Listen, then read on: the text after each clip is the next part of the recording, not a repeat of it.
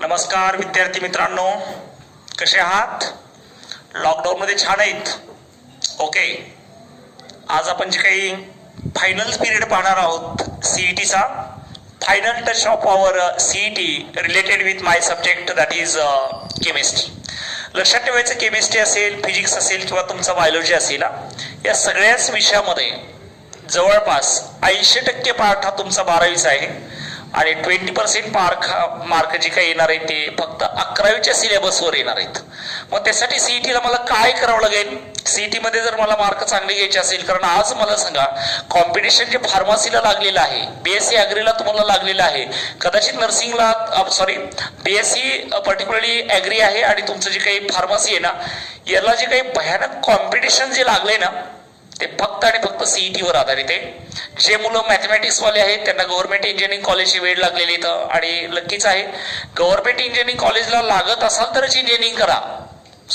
12वीत असताना मी आत्ता सल्ला द्यायला लागलोय, जर गव्हर्नमेंट इंजिनिअरिंगला जर लागत नसाल तर मला वाटतं इंजिनिअरिंग करण्यात खरंच काही अर्थ नाही. कारण आज अशी अवस्था आहे की सगळ्या कंपन्या एकतर आहेत त्याच ठिकाणी सॅच्युरेशन कामगारांचं झालेलं आहे, तर नवीन भरती कोण करणार आहे? मग मला बायो ग्रुपवाले असतील मुलं किंवा कदाचित मॅथ्सवाले जरी मुलं असतील तर काय करावं लागेल?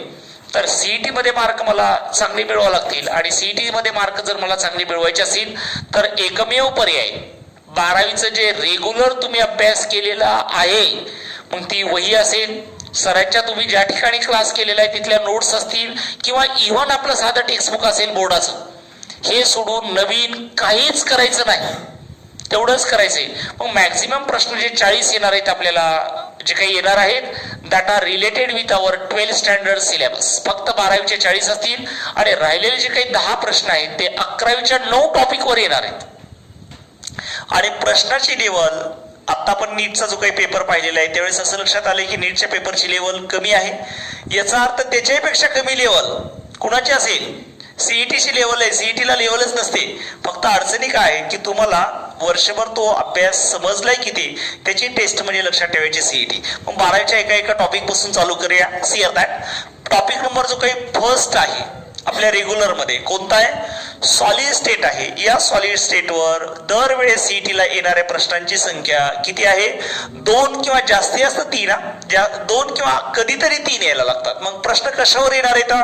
पहिला क्वेश्चन तुम्हाला एखाद्या वेळेस येणार आहे तो सॉलिड स्टेट मधल्या type of the solid.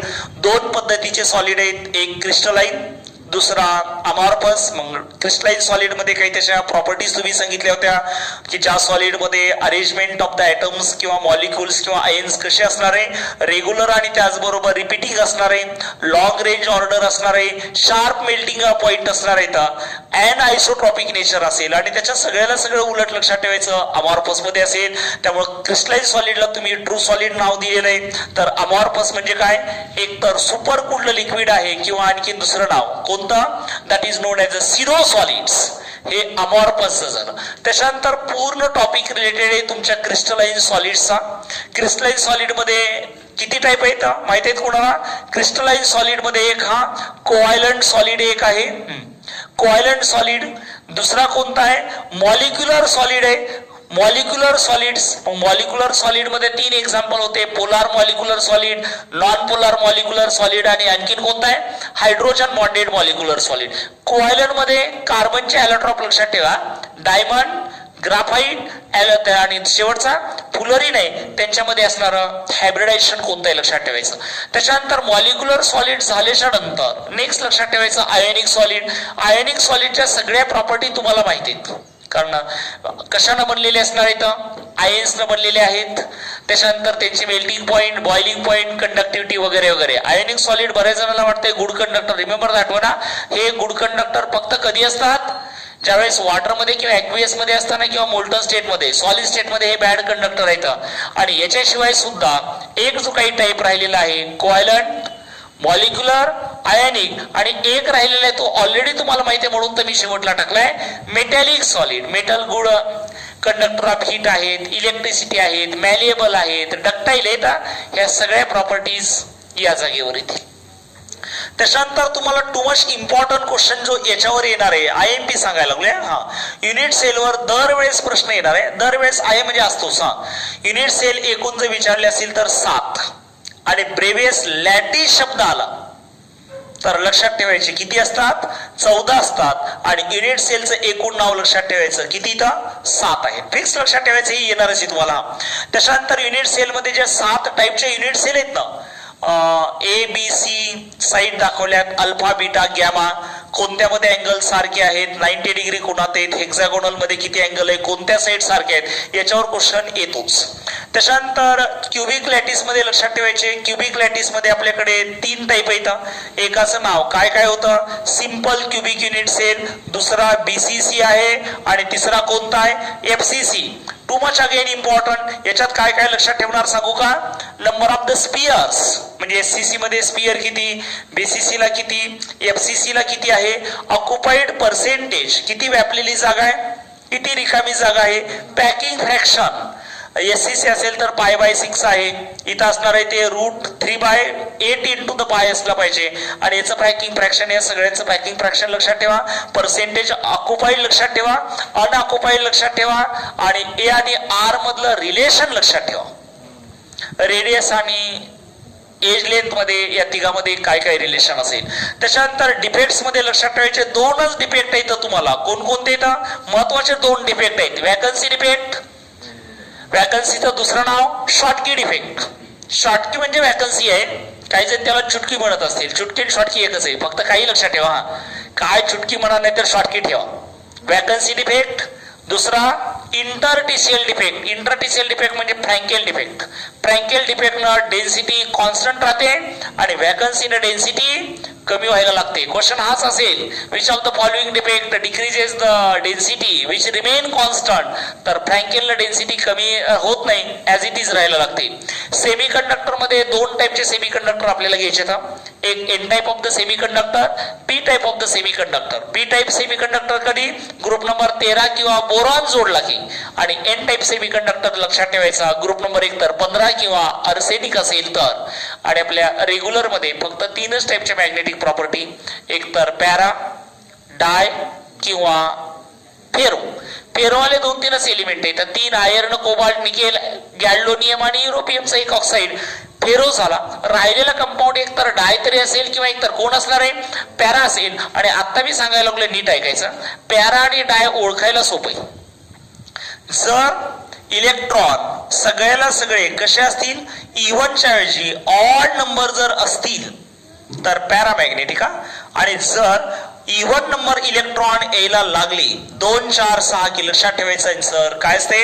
Diamagnetic. फक्त एका ठिकाणी लक्षात ठेवायचा, जर इलेक्ट्रॉनची संख्या 10 किंवा 16 जर असेल तर इव्हन नंबर असून सुद्धा कंपाऊंड किंवा तो सबस्टन्स कोण असतो? Paramagnetic instead of diamagnetic. एवढं जर तुम्ही सॉलिड स्टेटचा एवढ्या पद्धतीने विचार केला तर इथले जे आपल्याला क्वेश्चन दिसायला लागले ते 100% 2 आले असतील तर 2, नशिबानं 7 दिली असेल तर कदाचित याच टॉपिकवर 3 क्वेश्चन आलेले असतील. You can easily solve. त्याच्यानंतर नेक्स्ट नंबर जो काही टॉपिक आहे, टू मच इम्पॉर्टंट टॉपिक. इथं जे काही मी दाखवलेले क्वेश्चन तुम्हाला दिसायला लागले तर कंपल्सरी दरवेळेस 3 प्रश्न येणार आहेत. दरवेळेस तुमचे 3 क्वेश्चन असणार आहेत. कशा कशावर? Type of the solution. 10वीला सुद्धा एक टेबल दिलता सोल्यूट आणि सॉल्व्हंटच्या स्टेटवर आधारित. Solid in solid, solid in gas, solid in liquid, याच्यातलं एखादं एक्झाम्पल विचारलं जातं. त्याच्यानंतर ways to express the concentration. Yes, too much important. सगळ्याला सगळे क्वेश्चन मॅक्झिमम 1 प्रश्न याच्यावर येणार आहे. 3 पैकी 1 क्वेश्चन इथे येईल. काय काय असते? पर्सेंटेज दाखवत असताना, वेज दाखवत असताना एक तर पर्सेंटेज बाय काय होतं? मास होतं. पर्सेंटेज बाय आणखीन काय काढलेलं आहे? व्हॉल्यूम आहे. कॅपिटल एम म्हणजे कोण रे? मोलॅरिटी आहे. स्मॉल एम मोलॅलिटी आहे. आणि एक्स म्हणजे कोण आहे? मोल फ्रॅक्शन. याच्यापैकी एकाची व्हॅल्यू तुम्हाला दिलेली असेल किंवा विचारलेली असेल, 100% असेल. त्यामुळे मी इथं IMP केलेला आहे. कोलिगेटिव्ह प्रॉपर्टी किती आहेत? 4. कोणकोणत्या कोलिगेटिव्ह प्रॉपर्टी? एक तर lowering of vapour pressure, lowering of VP आहे.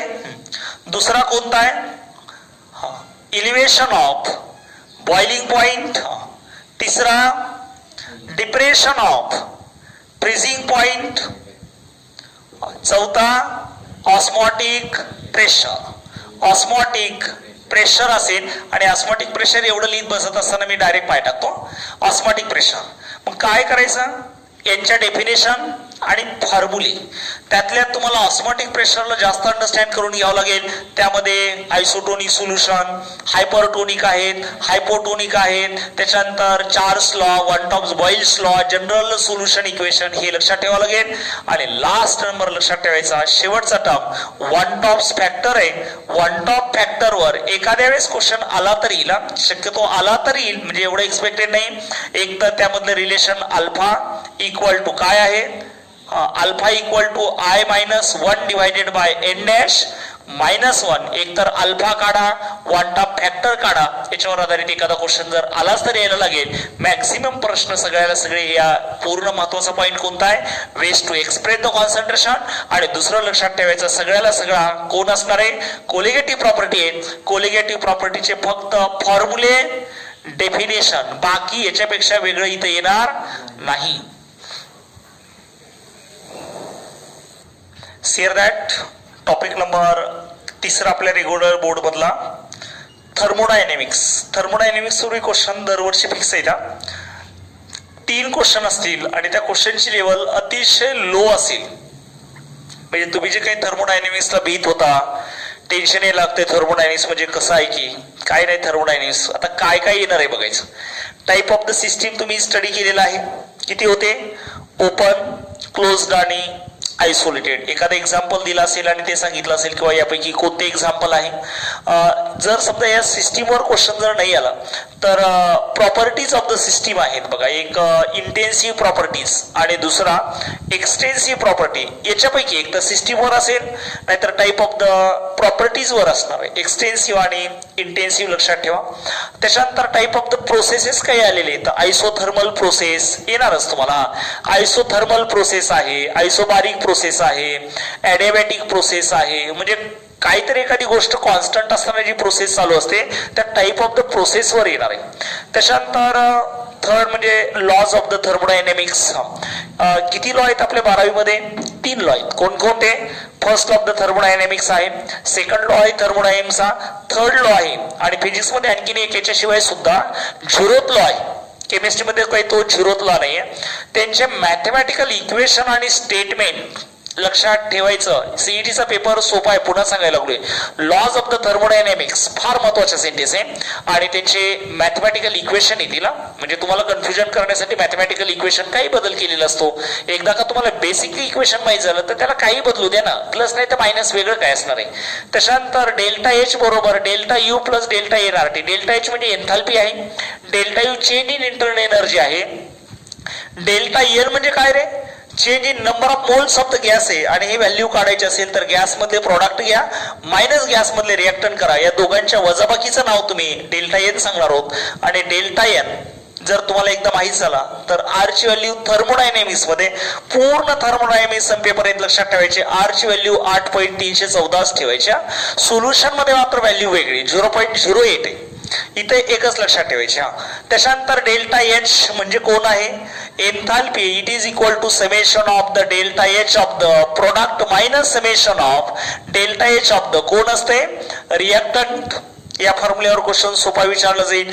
जर हा आलाच नाही तर हे लॉ एक मध्ये येणार आहे. म्हणजे एन्थाल्पीवर हे येणार. समजा डेल्टा एच किंवा तुमचा हेस लॉ आहे त्याच्यावर क्वेश्चन येऊ शकतात. आणि लास्ट नंबर लक्षात ठेवायचं, रिएक्शन स्पॉन्टेनियस आहे का नाही हे जर ठरवायचं असेल तर मला 2 कन्सेप्ट माहित पाहिजेत. एकाचं नाव लक्षात ठेवायचं डेल्टा एस आहे आणि दुसरा डेल्टा जी आहे. डेल्टा एस चा अर्थ एन्ट्रॉपी आणि डेल्टा जी चा अर्थ गिव्स फ्री एनर्जी चेंज. म्हणजे स्पॉन्टॅनिटी ठरवायला गिव्स फ्री एनर्जी चेंज किंवा तुम्हाला डेल्टा जी तुम्हाला ठरवावं लागेल. त्यामुळे मी जे काही राईट करायला लागलो किंवा जे पॉईंट बोर्डवर लिहिलेत ना तेवढे सीईटीला जाताना करायचं. लक्षात ठेवायचं आउट ऑफ मार्क तुम्हाला पडणार आहेत, पण एवढं केल्याशिवाय मार्क पडणार नाहीत. नाही तर मी शेवटचंच वाक्य लक्षात ठेवतात आउट ऑफ मार्क पडणार आहेत. हे कुठं करायचंय हे तुमच्यासाठी सगळं चालू आहे. आणि आता नीट मध्ये जे काही क्वेश्चन आलेला होता delta G equal to -2.303 R T log of KP किंवा केसी. केपी ची व्हॅल्यू काय दिली ती सांगू का, केपी ची व्हॅल्यू दिलेली होती 2 × 10⁻+ किंवा -3. आता मला एक्झॅक्ट आठवत नाही. 2.303 आहे ऍज इट इज 2.303. आर किती सांगितलाय मी थर्मोत, 8.314 टेम्परेचर दिलेलं आहे केल्विन मध्ये, मला वाटतं 300 केल्विन काहीतरी आहे, आणि इंटू लॉग ऑफ ब्रॅकेट मध्ये 2 इंटू 10⁻+3. फक्त एवढंच मांडून ठेवायचं होतं, एवढंच ऑप्शन. याच्या खाली काहीच भरू नका. हेच आन्सर, हे एवढंच विचारलेलं होतं. फक्त प्रॉब्लेम मुलांना होता आन्सर प्लस घ्यायचं का मायनस, प्लस का मायनस. तर delta G equal to minus होतं. हे आता नीट मध्ये आलेला क्वेश्चन आहे. त्याच्यानंतर नेक्स्ट आता टॉपिक इलेक्ट्रो. तो बी फार महत्वाचा टॉपिक आहे. रेग्युलर मध्ये 5 मार्क येतं, थर्मोला 6 मार्क येतं. फार महत्वाचे टॉपिक येतात.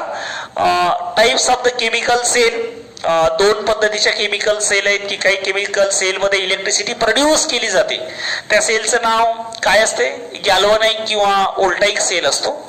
आणि त्याच्या उलट काही सेल मध्ये इलेक्ट्रिसिटी कंझ्युम केलेली असते, त्यांचं नाव लक्षात ठेवायचं इलेक्ट्रोलाइटिक सेल. त्याच्यानंतर इलेक्ट्रोलिसिस. काय असते रे इलेक्ट्रोलिसिस माहिती आहे? इलेक्ट्रिक करंट एखाद्या कंपाऊंड मधून जर पास केला असेल तर त्याचे 2 तुकडे होतात. काही पार्ट ॲनोडवर आणि काही पार्ट कॅथोडवर असतो. मग ॲनोडवर कोण जाणार, कॅथोडवर कोण जाणार, तर नीट आहे का, कॅटायन कॅथोडवर जातो, ॲनायन ॲनोडवर जातो. ॲनोडवर ऑक्सिडेशन आणि कॅथोडवर रिडक्शन. बस. मग तुमच्याकडे 2च एक्झाम्पल आहेत. एक तर NaCl आहे. NaCl ला मला असं लिहिता येईल का सांगा, Na++Cl-. मग Na+ जर पॉझिटिव्ह असेल तर पॉझिटिव्हचं नाव काय, कॅटायन. कॅटायन कॅथोडकडे जाईल आणि ॲनायन ॲनोडकडे जाईल.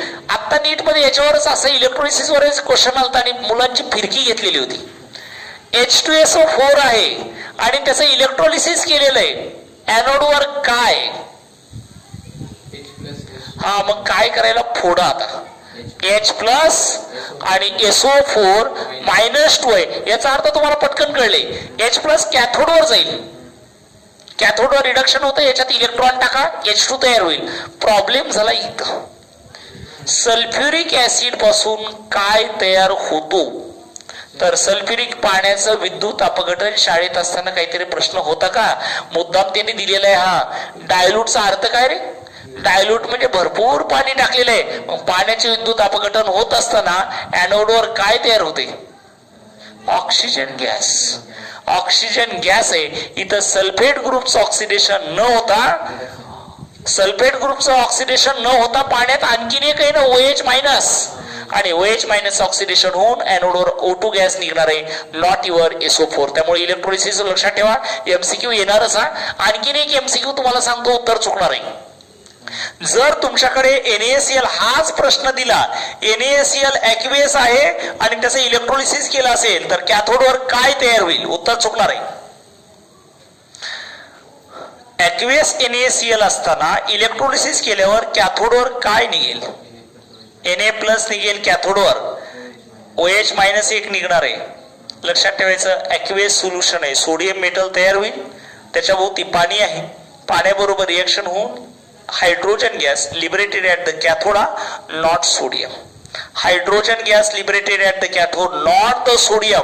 आणि त्याचबरोबर हायड्रोजन गॅस निघून गेल्यावर खाली जे सोल्युशन राहणार आहे त्यात NaOH तयार होईल. आणि NaOH जर तयार झाला असेल तर त्याचा pH << का <7 असेल. बेस आहे ना, <7 बेसचा pH. सोल्युशन ॲक्वेस असेल तर तो अल्कलाईन मध्ये येणार आहे. मग इलेक्ट्रोलिसिस लक्षात ठेवा, इथं प्रॉब्लेम जाणार आहे. हा त्याच्यानंतर type of the cell. Primary voltaic एक सेल असते, सेकंडरी व्होल्टाइक सेल. काय असते प्रायमरी व्होल्टाइक सेल, जी सेल वापरल्यानंतर टाकून द्यावं लागते ती प्रायमरी, आणि जी सेल पुन्हा पुन्हा रिचार्ज करता येत असते ती सेल तुमची सेकंडरी आहे. मग प्रायमरी व्होल्टाइक सेल मध्ये आपल्या घरी मोबाईल मध्ये बॅटरी जी आहे ती सेकंडरी व्होल्टाइक सेल आहे. मग घरी कोणती, रिमोट मधली जी सेल आहे, तुम्ही छोटे असताना जे काही गाड्या घेतलेल्या होत्या व्हेकल छोट्या छोट्या, त्या सेलवरच्या चालणाऱ्या, ते सेल एकदा तुटलं मोडलं ना, डिस्चार्ज झालं की संपलं काम. प्रायमरी व्होल्टाइक सेल आहे. मोबाईलची बॅटरी अशी होती का, नाही, बॅटरी खराब झाल्यावर टाकून देताल रे, पण आता डिस्चार्ज झाल्यावर लगेच लावा सॉकेटला, पुन्हा पुन्हा रिचार्ज करता येते. सेकंडरी व्होल्टाईक सेल आहे. मग प्रायमरी व्होल्टाईक सेल मध्ये डॅनियल सेल आहे आपल्या रेग्युलर मध्ये, त्याच्यानंतर ड्राय सेल आहे आणि फ्युएल सेल आहे. आणि सेकंडरी व्होल्टाईक सेल मध्ये लेड अक्युमुलेटर, मोठं जे वाहन आहेत 4 व्हीलर त्यांची जी बॅटरी ना, ती बॅटरी सेकंडरी व्होल्टाईक सेल मध्ये येते. त्याच्यानंतर इलेक्ट्रोड्स, कॅथोड कोणता, एनोड कोणता, प्रश्न अतिशय सोपा आहे. म्हणजे चार्ज कोणता. तर एक लक्षात ठेवायचं, जर सेल कोणती असेल, गॅल्व्हॅनिक असेल. गॅल्व्हॅनिक म्हणजे कोणती, इलेक्ट्रिसिटी प्रोड्यूस करणारी जर सेल असेल तर त्यावेळेस लोन शब्द सांगा. लोनचा अर्थ काय, left side, double vertical line मध्ये जे लिहिता ना, left side oxidation, anode negative charge. Left side oxidation, anode negative charge. पण कोणती सेल, गॅल्व्हॅनिक इलेक्ट्रिसिटी प्रोड्यूस करणारे. त्याच्या उलट बाहेरून जर इलेक्ट्रिक करंट देत असाल तर त्यावेळेस चार्ज हे सगळं उलट होत असते. लेफ्ट साइडला ऑक्सिडेशन म्हणजे राईट साइडला रिडक्शन आहे, लेफ्ट साइडला एनोड आहे याचा अर्थ राईट साइडला कॅथोड आहे. आणि निगेटिव्ह चार्ज आहे एनोडवर म्हणजे राईट साइडला जो येणार आहे रॉड, त्याचं नाव लक्षात ठेवायचं, कॅथोडवर पॉझिटिव्ह चार्ज असेल गॅल्व्हॅनिक असताना. त्याच्यानंतर ई स्टँडर्ड काढायला काही फॉर्म्युले आहेत का. ई स्टँडर्ड सेल बरोबर सोपा फॉर्म्युला आहे. कोणता होता, ई स्टँडर्ड बरोबर E standard cathode minus E standard anode. हा फॉर्म्युला तयार करा, एमसीक्यू डायरेक्ट येणार आहे. E standard cathode minus E standard anode. Cathode ओळखायचा कसा, डबल वर्टिकल लाईनच्या राईट साइडला दिलेला कॅथोड सेल जर दिली असेल तर राईट साइडला जे इलेक्ट्रोड दिलाय तो कॅथोड आहे.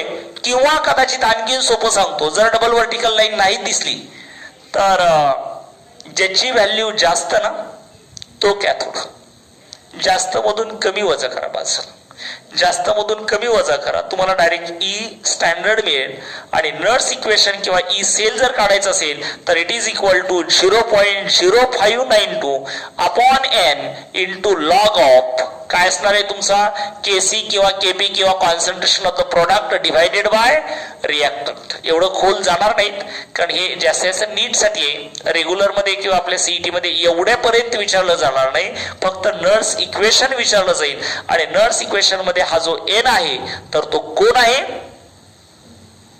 नंबर ऑफ मोल्स नाही, इलेक्ट्रॉन ट्रान्सफर किती झाले, इलेक्ट्रॉन लॉस किंवा इलेक्ट्रॉन गेन झालेली व्हॅल्यू म्हणजे तुमचा नर्स इक्वेशन असला पाहिजे. त्याच्यानंतर नेक्स्ट आहे तो तुमचा ईएमएफ सिरीज आहे. अगेन टू मच इम्पॉर्टंट, फार महत्वाचा क्वेश्चन याच्यावर येणार आहे. ईएमएफ सिरीज म्हणजे इलेक्ट्रो मोटिव्ह सिरीज आहे. ईएमएफ काय असेल ते असेल, काही लक्षात ठेवत बसू नका. मी आता काय सांगतोय ते लक्षात ठेवायचं. टॉप पासून बॉटम कडे जात असताना रेग्युलरच्या पुस्तकामध्ये ई स्टँडर्डच्या व्हॅल्यू कमी कमी झाल्या. का ज्याचा ई स्टँडर्ड पॉझिटिव्ह आहे त्याची इलेक्ट्रॉन ऍक्सेप्ट करण्याची टेंडन्सी जास्त आहे. इलेक्ट्रॉन ऍक्सेप्टर रिडक्शन होईल बेस्ट ऑक्सिडायझिंग एजंट्स. म्हणजे तुम्हाला ईएमएफ सिरीज पाठ करायची नाहीये. मग बेस्ट ईएमएफ सिरीज मध्ये काय काय लक्षात ठेवायचं, एक तर ई स्टँडर्ड काढायचा कसा, आता तुम्ही काढलेला आहे. ई स्टँडर्ड सेल बरोबर ई स्टँडर्ड कॅथोड मायनस काय, ई स्टँडर्ड एनोड आहे. जर ई स्टँडर्डची व्हॅल्यू कदाचित पॉझिटिव्ह मध्ये आली तर रिएक्शन स्पॉन्टेनियस, निगेटिव्ह मध्ये गेली की लक्षात ठेवायचं रिएक्शन नॉन स्पॉन्टेनियस. फिट डोक्यात ठेवायचं. डेल्टा जीचं काय इकडं, डेल्टा जी हा स्पॉन्टेनियसचा निगेटिव्ह आणि नॉन स्पॉन्टेनियसचा पॉझिटिव्ह आहे बघा. आणि डेल्टा एस मात्र स्पॉन्टेनियसचा प्लस आहे. येस, लक्षात ठेवावं लागते बा, हे फार कन्फ्युजन करताय. कंपॅरिझन करायचं ना, डेल्टा एस आणि ई स्टँडर्ड प्लस असले की स्पॉन्टेनियस, मायनस असले की नॉन स्पॉन्टेनियस. आणि त्याच्या उलट डेल्टा जी असतो, डेल्टा जीचं साईन या दोघांच्या उलट असणार आहे. आणि तिघाचं इक्विलिब्रियमचं साईन 0 0.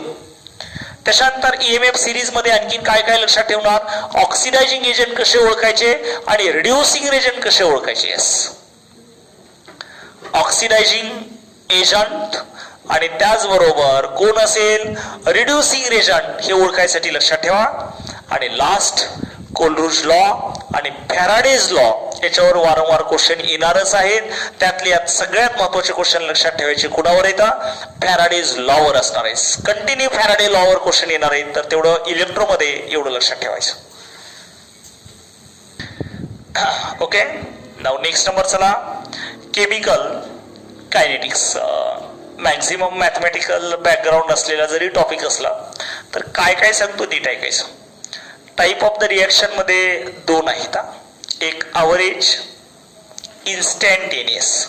अव्हरेज आणि इन्स्टँटेनियस. मग त्या रिॲक्शनचा रेट दिला असेल, रिॲक्टंटचं व्हॅल्यू काढा, प्रॉडक्टचं व्हॅल्यू काढा. रेट कॉन्स्टंट म्हणजे कोण? के आहे. केचं युनिट तुम्हाला काढायला लागेल आणि युनिट काढायचं असताना सोपा फॉर्म्युला सांगतो. Unit of the K equal to capital 1 capital M raise to 1 minus N per second. मग तुम्हाला ऑर्डर कोणतीही देऊ द्या, तुम्हाला डायरेक्ट के ची व्हॅल्यू ऑर्डर निश्चित सांगितली की आन्सर येणार आहे. जर ऑर्डर फर्स्ट असेल तर इथं 1 ठेवा. 1 मायनस 1 0. एम रेस टू 0 म्हणजे 1 झाला ना. याचा अर्थ फर्स्ट ऑर्डर रिॲक्शन असेल तर फक्त per second inverse of the time येईल.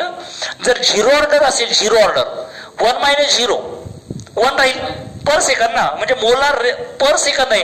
ही ऑर्डर कुणाचं आहे? रेट आणि रेट कॉन्स्टंटचं युनिट. मग एमसीक्यू मी सांगतो मी काय येणार. हा, which of the following reaction has same unit of rate and rate constant. त्यावेळेस आन्सर लक्षात ठेवायचं 0 ऑर्डर. आणि त्यामुळे काय करा, रेट कॉन्स्टंटचे युनिट काढायचा फॉर्म्युला सगळ्यात महत्वाचा फॉर्म्युला असेल. You have to remember that one. त्याच्यावर क्वेश्चन डायरेक्ट येणार आहे. त्याच्यानंतर ऑर्डर मॉलिक्युलॅरिटी, याच्यावर क्वेश्चन येतील. त्यातले त्यात सगळ्यात महत्वाचे क्वेश्चन असणार आहेत फर्स्ट ऑर्डर, 0 ऑर्डर रिॲक्शन, त्यांचे इंटिग्रेटेड रेट लॉ आणि half life of the reactions. Half life of the first order आणि इंटिग्रेटेड रेट लॉ. फर्स्ट ऑर्डरचं इंटिग्रेटेड रेट लॉ काय आहे? हा, integrated rate law of the first order पटकन माहित पाहिजे तुम्हाला. काय असलाय? हा, T equal to 2.303 upon K into log of concentration A0 divided by concentration. किती आहे? 80. आता नीट 2020 ला हाच क्वेश्चन आलता याच्यावर. नीट 2020 ला आता आलेला क्वेश्चन देऊ का? सॉल्व्ह करून बघा. हा, 2.303 अपॉन के ची व्हॅल्यू दिलेली होती 46 इंटू 10⁻³ होती. 46 इंटू 10⁻³ आणि लॉग कॉन्सन्ट्रेशन A0 ची व्हॅल्यू होती 2.0 डिवायडेड बाय 0.2. एवढा विचार करण्यासारखा अजिबात क्वेश्चन नाही, काहीच नाही. हा, पॉइंट काढा, वरी गेला. 20 म्हणजे लॉग ऑफ 10 झाला आणि लॉग ऑफ 10 म्हणजे 1 विषय मिटला त्याचा. हे सगळं गेलं, हे सगळं 1 येते. -3 जर वर घेतला +3 म्हणजे याला असं लिहिता येईल का? 23.03 इंटू 10⁻². 3 होता, 1 कमी केलेला आहे, डिवायडेड बाय 46. 23 1 23, 23 2 46. 1/2 म्हणजे किती? 0.5. 0.5 गुणिले 10⁻². दशांश उजव्या साईडला जाईल ना. आणि दशांश उजव्या साईडला घेतला असेल तर 1 आणि 1 म्हणजे तर 4 होता. 4 असेल तर इथं मला 3 येईल आणि फायनल मध्ये 3 आलं तर आन्सर डायरेक्ट 500 सेकंद झालं उत्तर. हा नीटचा क्वेश्चन आहे 2020 कालच्या पेपरचा. नाही, आपण तयारी केल्यानंतर आपल्याला सोपं वाटायला लागते. तयारी नसल्यानंतर फार अडचण येतात. फॉर्म्युला आठवत नाही, कॅल्क्युलेशन येत नाहीत वगैरे वगैरे. हा, let it be first order. त्याच्यानंतर 0 ऑर्डरचा इंटिग्रेटेड रेट लॉ तयार करा. दोघांचे हाफ लाईफ पिरियड आणि के, त्या दोघांचं रिलेशन लक्षात ठेवा. सगळ्यात महत्वाचे सेंटेन्स 1 2 आहेत. आणि याच्यानंतर ग्राफचे क्वेश्चन आहेत. ग्राफ कशाचाही काढायचा असेल तर फक्त एक भीष्म प्रतिज्ञा घ्यायची की त्या ग्राफचं रूपांतर मला कशात करता आलं पाहिजे? y = mx+c च्या फॉर्म मध्ये करता आलं पाहिजे. y = mx+c. समजा तुम्हाला काय विचारलंय, एक इक्वेशन आहे, rate equal to k into concentration of A⁻1 आहे आणि तुम्हाला विचारलंय की ग्राफ काढा. कशाचा ग्राफ काढा? रेट वर्सेस कॉन्सन्ट्रेशन AT याचा ग्राफ काढा. या इक्वेशनला थोडस बदला बरं. +0 लिहिता येईल त्याला, काय अडचण आहे कुठे 0 टाकायला. हा, y = काय तयार होईल? y = mx+c. याचा अर्थ काय? y ऍक्सिस वर रेट लिहिला, x ऍक्सिस वर कॉन्सन्ट्रेशन A लिहिलं तर ग्राफचा स्लोप किती? सी म्हणजे 0 आहे, म्हणजे ग्राफ पासेस थ्रू ओरिजिन, आणि एम म्हणजे तुमचा इंटरसेप्ट आहे. सी म्हणजे इंटरसेप्ट आहे आणि एम म्हणजे स्लोप आहे. म्हणजे याचा अर्थ स्लोप जो इथे येणार आहे that is K, rate constant. आणि सी ची व्हॅल्यू जर जास्त असेल तर वरून ग्राफ येईल, सी ची व्हॅल्यू जर जेवढी जास्त असेल तेवढा वरून येईल. जर स्लोप प्लस असेल तर वर जातो आणि स्लोप मायनस असेल तर लक्षात ठेवायचं खाली यायला लागतो. म्हणजे ग्राफवर तुम्हाला प्रश्न जर आले ना, काही विचारू दे, ग्राफचे सोपे सगळ्यात सोपे प्रश्न आहेत. त्यासाठी एकच लक्षात ठेवायचं की हाऊ टू कन्वर्ट दिलेलं equation Y equal to M X plus C form मध्ये करता आलं पाहिजे. हे जर आलं तर ग्राफचे इक्वेशन सगळ्याला सगळे सुटले. आणि शेवटचं या टॉपिक मध्ये आरएनएस इक्वेशन आहे, तेवढं लक्षात ठेवा. आरएनएस इक्वेशन दोन आहेत, एक तर एका टेम्परेचरला आणि एक दुसऱ्या टेम्परेचरला. एवढं तयार केलं की केमिकल कायनेटिक वर दरवेळेचे काही 2 क्वेश्चन येणार आहेत हे फिक्स तयार होतात. 2 पेक्षा जास्त क्वेश्चन या टॉपिक वर येणार नाही. त्याच्यानंतर मेटलर्जी हा टॉपिक सगळ्याला सगळा थिओरॉटिकल आहे. इथे येणारे क्वेश्चन लक्षात ठेवायचे फक्त 2 आहेत. कॉन्सन्ट्रेशन ऑफ द ओअर म्हणजे काय, ओर जो काही तुम्ही तयार केलेला नाही, ओर आपण जमिनीमधून काढायला लागतो. जमिनीतून मातीतून ओर काढला असेल तर त्याला गँग पार्टिकल आहे, म्हणजे नको असलेले घटक असणार आहेत, माती चिटकलेली असणार आहे, वाळू असणार आहे, रॉक असेल, खडक असेल, पाणी असेल, काय काय असेल, ओव्हर मध्ये मेटल सोडून जे काही असणार आहे तो गँग पार्टिकल आहे. ते काढण्यासाठी काय काय वापरता येईल, ते काढण्यासाठी मला कदाचित ग्रॅव्हिटी सेपरेशन वापरता येईल. 10वीला झाले हे. ग्रॅव्हिटी सेपरेशन वापरता येईल, कदाचित मॅग्नेटिक सेपरेशन वापरता येईल. मॅग्नेटिक सेपरेशन आहे. त्याच्यानंतर फ्लोटेशन आहे का काय असलं, फ्लोटेशन नावाची प्रोसेस आहे. आणि आणखीन एक प्रोसेस आहे लक्षात ठेवायची, लिचिंग. याच्यावर क्वेश्चन येईल. मॅग्नेटिक सेपरेशन फक्त अशासाठी वापरता येईल की ज्याचं नाव एक मॅग्नेटिक आणि दुसरा नॉन मॅग्नेटिक पाहिजे. याचा अर्थ cassiterite ore is concentrated by this method. तुम्हाला 10वीला रोस्टिंग आणि कॅल्सिनेशन झाले. हवेच्या संपर्कात हिटिंग केलं, roasting, absence of the heating केलं असेल तर कॅल्सिनेशन आहे. सल्फाइड ओर साठी वापरावं लागेल. कॅल्सिनेशन फक्त आणि फक्त कुणासाठी आहे, कार्बोनेट ओर्स. त्याच्यानंतर नेक्स्ट मिनरल्स आणि ओरचे फॉर्म्युले लक्षात ठेवायचे, टू मच इम्पॉर्टंट. मिनरल्स आणि ओरचे सगळ्याला सगळे फॉर्म्युले लक्षात ठेवा. नाव दिलं असेल फॉर्म्युला लिहा, फॉर्म्युला दिलाय नाव लिहा. 6.1 नंबरचा टेबल तुमच्या रेग्युलरच्या टेक्स्ट मध्ये आहे, टॉपिक नंबर 6 मधला टेबल नंबर 6.1 लक्षातच ठेवायचा, मिनरल्स आणि ओअर्स. त्याच्यानंतर इलिंगहॅम डायग्राम. इलिंगहॅम डायग्राम म्हणजे ग्राफ आहेत. कशाचे ग्राफ आहेत, डेल्टा जी वर्सेस टेम्परेचर यांचे जे काही ग्राफ ऑलरेडी दिलेले आहेत. मग इलिंगहॅम डायग्राम पाठ करू नका, त्या डायग्रामचे कॅरेक्टरिस्टिक लक्षात ठेवायचे. डायग्राम कोण विचारेल, काय ड्रॉ करून तुम्हाला विचारलं जाणार आहे, त्याचे कॅरेक्टरिस्टिक काय काय आहेत, वैशिष्ट्य काय आहेत, हे इलिंगहॅम डायग्राम लक्षात ठेवावं लागेल. त्याच्यानंतर 4 ओव्हर आहेत आपल्याकडे, मेटल आहेत, झिंक, आयर्न, ॲल्युमिनियम आणि कॉपर. त्यांच्या प्रोसेसमध्ये एखादी मधली यायला लागेल. आता आपल्या नीट 2020 मध्ये कॉपरच्या एक्स्ट्रॅक्शनवर आलेलं होतं. जे काही कॉपर तुम्ही तयार केलेलं आहे ते कॉपर ब्लिस्टर कॉपर होतं. आणि ब्लिस्टर कॉपर काही कालावधीनंतर कोणता गॅस इव्हॉल्व करायला लागतो, तर सिंपल आन्सर होतं SO2 गॅस. सिंपल. म्हणजे असे सोपे क्वेश्चन नीटला जर येत असतील तर याच्यावर तुम्हाला एक अंदाज आला असेल, किंवा नीटला जर एवढे सोपे प्रश्न येत असतील तर त्याच्या खालोखालचे प्रश्न आपल्याला सीईटी मध्ये येणार आहेत. आणि लास्ट, वरच्या कोणत्याही मेथडनं तयार केलेले जे काही मेटल आहेत ते इम्प्युअर असेल, आणि इम्प्युअर मेटलचं कन्व्हर्शन प्युरिफाय करणे म्हणजे रिफायनिंग आहे. त्यामध्ये अनेक मेथड आहेत. Again to much important questions, to much important topic असणार आहे. मग त्यामध्ये लिक्वेशन मेथड आहे, पोलिंग असेल, इलेक्ट्रोमेटलर्जी आहे, क्रोमॅटोग्राफी आहे, आणि त्याचबरोबर आणखीन कोणती आहे, vapour phase refining. Vapour phase refining वर आता नीट मध्ये 2020 ला डबल क्वेश्चन आलेला होता. वॉन अर्केल मेथड कशासाठी वापरतात, वॉन अर्केल मेथड कशासाठी वापरतात अशा पद्धतीने तुम्हाला विचारलेला होता. निकेल आणि टिटॅनियम साठी वॉन अर्केल, आणि मॉन्ड्स प्रोसेस झिर्कोनियम साठी, झिंक साठी मॉन्ड्स, आणि वॉन अर्केल, निकेल आणि टिटॅनियम. हाच क्वेश्चन वॉन अर्केल वर क्वेश्चन आलेला होता. रिफायनिंग ऑफ द मेटल्स लक्षात ठेवा. चलो next number, topic number 7 P block. ज्यावेळेस आपण रेग्युलरच्या बोर्डचा विचार करू त्यावेळेस लक्षात येईल की पी ब्लॉक बराच डेंजर टॉपिक आहे. 60 पेज आहे जवळपास. त्यामुळे मुलं या टॉपिकला टाळण्याचा प्रयत्न करतात. वर्गात बी शिकवत असताना कोणी शिकवत नाही एवढं डिटेल. 3 क्वेश्चन तर येणार आहेत. मग आता मी काय सांगतोय तेवढं करा. तुम्हाला क्वेश्चन 3 काही सुटणार नाही बघा, पण 2 तर नक्की सुटतील. एखादा क्वेश्चन आता काही त्याला पर्याय नाही. सगळंच जाण्यापेक्षा 3ला 3 जाण्यापेक्षा काहीतरी करू ना. 100% एवढं केले काहीतरी ते. Oxyacids of sulphur phosphorus halogens. Oxyacids of the sulphur phosphorus halogen NEET मध्ये आत्ताही आलता. सल्फरचं ऑक्सिएसिड विचारलं होतं. सल्फर आणि ऑक्सिजन बॉन्ड कोणत्या ऑक्सिएसिड ऑफ द सल्फर आहे. तुमच्यासाठी हे वाट बघत बसलेले. सल्फरच येईल, फॉस्फरस येईल, नाहीतर हॅलोजन येणार आहे. 100%च येणार आहे.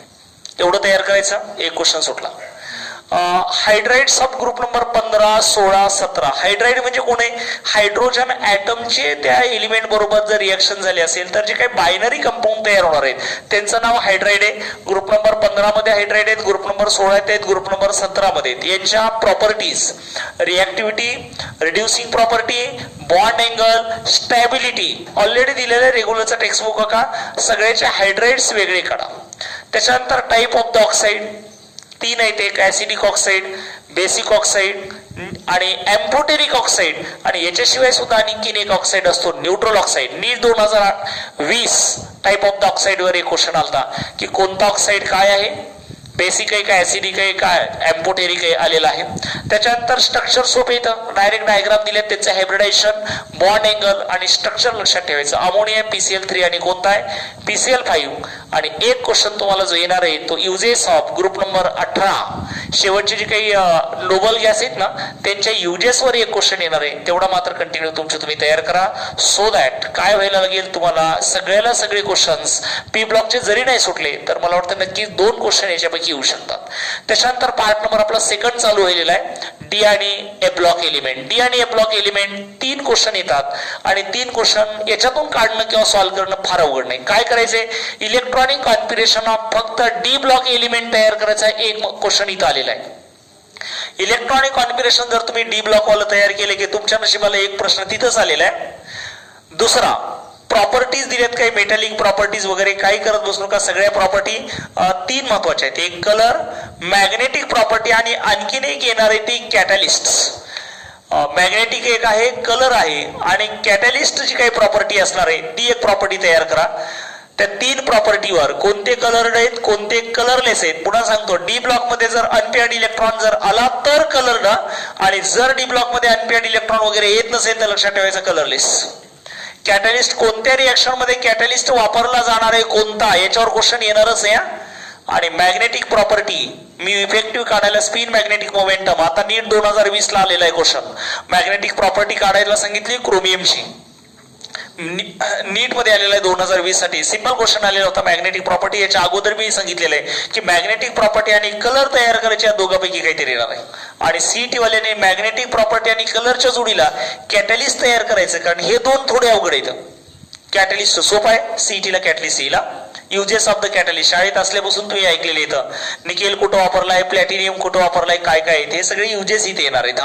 पोटॅशियम परमॅग्नेट आणि डायक्रोमेट मध्ये एक प्रिपरेशन म्हणजे ओरचे नाव कोणत्या ओर पासून हे 2 तयार करणार आहेत.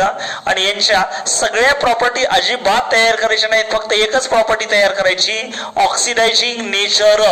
ऑक्सिडायझिंग नेचर आणि पोटॅशियम परमॅग्नेट आणि डायक्रोमेटच्या प्रिपरेशन साठी लागणारं रॉ मटेरियल. त्याच्यानंतर ए ब्लॉक एलिमेंट मध्ये इलेक्ट्रॉनिक कॉन्फिगरेशन सगळ्याच एलिमेंटचं अजिबात तयार करायचं नाही. कुणाचं एलिमेंटचं पुन्हा सांगायला लागले. कोणत्या एलिमेंटचं तयार करा की ज्या एलिमेंटमध्ये एफ ऑर्बिटल मध्ये 0 इलेक्ट्रॉन, ज्या एफ मध्ये इलेक्ट्रॉन 7 आहेत आणि ज्या इलेक्ट्रॉन 14 आहेत. या सगळ्यांचं इलेक्ट्रॉनिक कॉन्फिगरेशन 0, 7, 14 असतील ना तेवढ्याच एफ मध्ये लॅन्थेनाइट सिरीज असू द्या नाहीतर ऍक्टिनाइट सिरीज असू द्या एवढ्याच पाठ करायचं. 100% तुम्हाला 1 मार्क इथे मिळणार आहे. त्याच्यानंतर सगळ्यात महत्वाचा क्वेश्चन लॅन्थेनाइट कॉन्ट्रॅक्शन, त्यांचे कॉन्सिक्वेन्सेस आणि त्यांचे परिणाम इफेक्ट्स म्हणजे कशामुळे लॅन्थेनाइट कॉन्ट्रॅक्शन झालेलं आहे, त्यांचे परिणाम काय आहेत आणि कशा रिझन काय आहे आणि कुठून गेल्यानंतर कितीची रेडियस वाढणार आहे कमी होणार आहे. लॅन्थेनाइट कॉन्ट्रॅक्शन आणि कंपॅरिझनवर वारंवार क्वेश्चन आलेला आहे. म्हणजे लॅन्थेनाइट मध्ये काय असेल तर ऍक्टिनाइट मध्ये काय असेल तर या दोघांचं कंपॅरिझन केल्याशिवाय तुम्हाला लॅन्थेनाइट आणि पर्टिक्युलरली ऍक्टिनाइट मधला डी आणि एफ ब्लॉकचे 3 क्वेश्चन सुटत नाहीत. काय झाले? ओके चलो नाव next number topic number next 9 coordination compound. Coordination compound मध्ये 2 क्वेश्चन किंवा कधीतरी 3 येतील, मॅक्झिमम 2च येतील याच्यामध्ये. कोऑर्डिनेशन कंपाऊंड मध्ये आता काय सांगतो ते नीट आहे का, फक्त टाईप ऑफ द लिगॅंड तयार करा. मोनोडेंटेड, बायडेंटेड, टेट्रा, पॉलीडेंटा, एक्झाम्पल त्यांचे नावं वगैरे. डेंटिसिटी एक क्वेश्चन इथे येणार आहे. दुसरा आययुपीएससी नेम येणार आहे. त्याच्यानंतर आयसोमेरिझम मध्ये स्ट्रक्चरल महत्वाचं असेल. स्टिरिओ आहे थोडंसं अवघड आहे, त्यामुळं सीईटीला स्टिरिओ येणार नाही, नीटला स्टिरिओ येईल आणि सीईटीला मात्र लक्षात ठेवायचं स्ट्रक्चरल आयसोमेरिझम येणार आहे. मग स्ट्रक्चरल मध्ये आयोनायझेशन, लिंकेज, कोऑर्डिनेट आणि हायड्रेट नावं, म्हणजे एखादं एक्झाम्पल दिलं असेल आणि आयसोमेरिझमचं नाव कोणतं आहे तर लक्षात ठेवायचं स्टिरिओ आयसोमेरिझम पेक्षा स्ट्रक्चरल कॉन्सन्ट्रेट का, इथे आन्सर येणार आहे. व्हॅलन्स बॉन्ड थिअरीमध्ये कंपाऊंडचं स्ट्रक्चर नाव, बाकी काही विचारलं जाणार नाही. व्हीबीटी मी सीएफटी तयार करायला सांगितलेली नाही, अवघड आहे ते येणार नाही तुम्हाला इथं. EAN effective atomic number direct formula आहे, सूत्र ठेवायचे आणि आन्सर काढायचे, म्हणजे याच्यावर आन्सर येऊ शकतात. आणि स्पेक्ट्रोकेमिकल सिरीज वर बी क्वेश्चन येणार आहेत, UJC येणार आहेत. आता नीट 2020 ला स्पेक्ट्रोकेमिकल सिरीज आलेली होती बघा, म्हणजे इन्क्रीजिंग ऑर्डर डिक्रीजिंग ऑर्डर इथंच आलेला क्वेश्चन आहे की हा स्पेक्ट्रोकेमिकल सिरीज आलेला आहे. आणि त्यामुळं लिगॅंड तयार करा, त्यांच्या IUPAC name, structural isomerism, valence bond theory, EAN चे जी काही झेड इफेक्टिव्ह Z-Y+X चा फॉर्म्युला आहे EN काढायचा. स्पेक्ट्रोकेमिकल सिरीज वर इन्क्रीजिंग किंवा डिक्रीजिंग ऑर्डर असेल इथं. आणि युजेस म्हणजे कोणत्या पद्धतीचा कोऑर्डिनेशन कंपाऊंडचे युजेस काय आहेत तर एवढे तयार करायचं. त्याच्यानंतर थेरपीवर तुमचा जो सेकंड चालू झालेला आहे हॅलो अल्केन्स आणि हॅलोअरिन्स मध्ये कंटिन्यू प्रश्न मार्कॉनिक्स आणि अँटी मार्कॉनिक्स मध्ये येणारच आहे, त्यामुळे स्टेटमेंट पाठ करा. त्याच्यानंतर एखादं एक्झाम्पल दिला असेल रिएक्शनचं मार्कॉनिक्स नुसार, अँटी मार्कॉनिक्स नुसार. अँटी मार्कॉनिक्स रूल फक्त ऍप्लिकेबल HBR ला आहे आणि तो बी कधी एरोवर परऑक्साईड असेल तरच, अदरवाईज परऑक्साईड नसताना मार्कॉनिक्स रूल नुसारच रिएक्शन सोडवायची. अल्कोहोल पासून अल्किल हॅलाइड बनवत असताना बऱ्याच पद्धतीनं रिएक्शन आहे, त्यातली एक महत्वाची आपल्याकडे ल्युकस रिएजंट टेस्ट आहे. ल्युकस रेजंट टेस्ट आहे, त्याच्यावर क्वेश्चन येणार आहे तुम्हाला. ल्युकस रेजंट टेस्ट, याचा अर्थ काय, सबस्टिट्यूशन न्यूक्लियोफिलिक सबस्टिट्यूशन रिएक्शन आहे. मग न्यूक्लियोफिलिक सबस्टिट्यूशन रिएक्शन म्हणजे काय की कदाचित मला अल्किल हॅलाइडची रिएक्शन आणखीन कोणाबरोबर केल्यावर काय काय मिळेल, मला OH मिळवायचं असेल तर काय करावं लागेल, कदाचित मला सायनाइड मिळवायचं असेल तर काय करावं लागेल, NC मिळवायचं असेल तर काय करावं लागेल, अमोनिया मिळवायचं असेल तर काय करावं लागेल, इथर मिळवायचं असेल तर काय करावं लागेल, किंवा कदाचित डॅश C+OR मिळवायचं असेल तर काय करावं लागेल. एवढ्या रिएक्शन तुम्हाला सबस्टिट्यूशन मध्ये आहेत, यापैकी एक तरी येत आहे कंपल्सरी दरवेळेस सबस्टिट्यूशन रिएक्शन आहे. सँडमियर रिएक्शन ऑलरेडी अमाइन मध्ये आहे, इथंही आहे. सँडमियर एक नजर मारा. R आणि S कॉन्फिगरेशन आणि ऑप्टिकल ऍक्टिव्हर कंटिन्यू प्रश्न आहेत.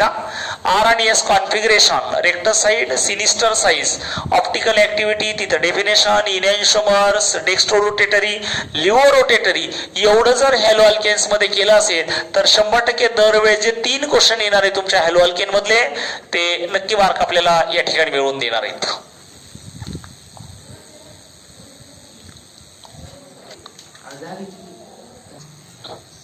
Now see here that again too much important topic from your chemistry number 2, alcohol, phenols, ethers. 3 question तुम्हाला दरवर्षी फिक्स असणार आहेत. मग 3 क्वेश्चन पैकी काय काय येणार, सोपा क्वेश्चन तुम्हाला विचारला जाईल की type of the alcohol, primary, secondary, tertiary ओळखा, त्याच्यावर एक क्वेश्चन येतोच, म्हणजे मार्क वाढवण्यासाठी ऍक्च्युली हा क्वेश्चन आहे. त्याच्यानंतर प्रिपरेशन ऑफ द अल्कोहोल, काय काय वापरून, अल्किन वापरून, अल्डेड वापरून किंवा कदाचित कीटोन वापरून.